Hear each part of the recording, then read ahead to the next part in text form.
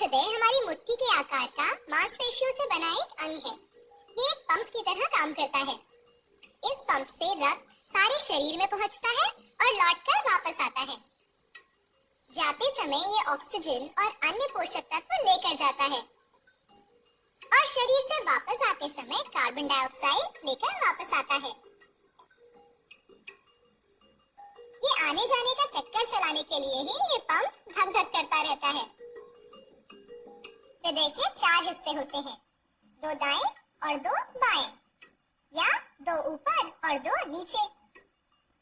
ऊपर वालों को कहते हैं एट्रियम और नीचे वालों को वेंट्रिकल। तो ये हुआ बायां एट्रियम और ये दायां एट्रियम। तो नीचे वालों के नाम क्या होंगे? बिल्कुल सही, बायां वेंट्रिकल और दायां वेंट्रिकल। हृदय में रक्त लाने और बाहर ले जाने के लिए मानो पाइप या ट्यूब यानी नलिकाएं होती हैं, जिन्हें रक्त वाहिनियां कहते हैं। यहाँ से शुरू होकर पूरे शरीर में रक्त की छोटी छोटी नलिकाओं का एक जाल सा बिछा रहता है। क्या तुम अंदाजा लगा सकते हो कि अगर इन सारी नलिकाओं को जोड़ दो तो कुल लंबाई कितनी होगी?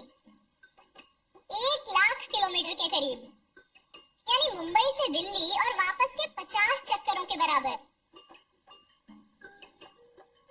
यहाँ जो नीले ट्यूब दिखाए गए हैं वो बताते हैं कि इनमें अशुद्ध रक्त है।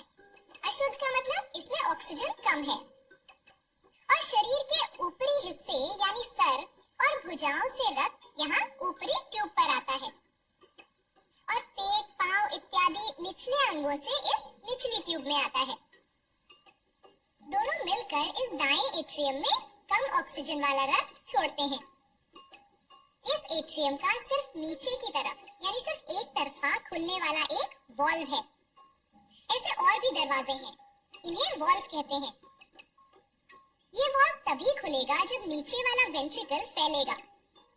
तब अशुद्ध रक्त यानी कम ऑक्सीजन वाला रक्त वेंट्रिकल में आ चुका होगा और उसके पीछे वाला वॉल्व बंद हो चुका होगा, यानी वो उल्टा नहीं खुलेगा।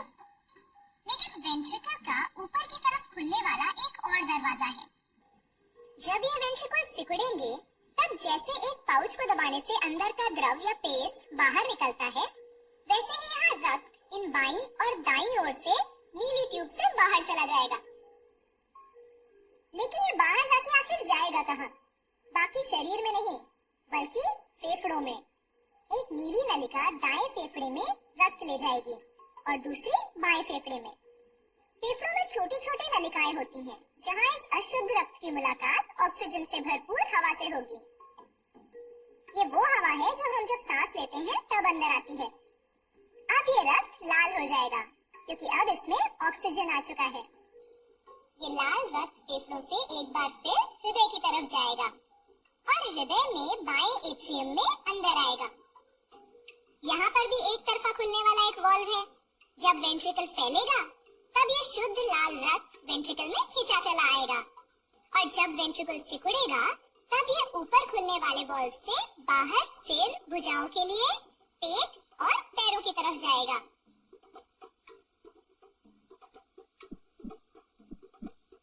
हृदय का सिकुड़ना और सामान्य हो जाना एक धक-धक यानी एक धड़कन बनाता है और ये धक-धक चलती रहती है। रक्त शरीर भर में पहुंचता रहता है और लौटकर वापस आता रहता है।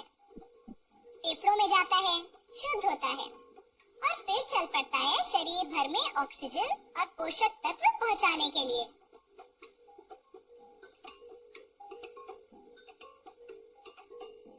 शरीर से वापस आता है कार्बन डाइऑक्साइड लेकर, जिसे छोड़ देता है फेफड़ों में। तो ये थी कहानी हमारे रक्त परिसंचरण तंत्र की।